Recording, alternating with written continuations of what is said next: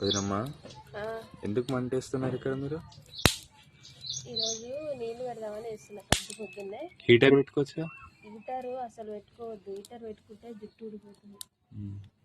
Heater నీళ్ళు అయినా మంచిగా, పిల్లలకైతే మేము కట్టెల పొయ్యి మీద నీళ్ళే పోస్తాం, ఎందుకంటే హీటర్ నీళ్ళు అస్సలు నచ్చదు. అయినా హీటర్ పెట్టినా ఇంట్లో ప్రమాదం తెలుసా, పిల్లలు ఎప్పుడు వేసి ఏమైతే తెలియదు. మళ్ళీ బోర్ నీళ్ళు పడతావా నువ్వు? పిల్లలకి నల్ల నీళ్ళు పడతారా వదినమ్మా?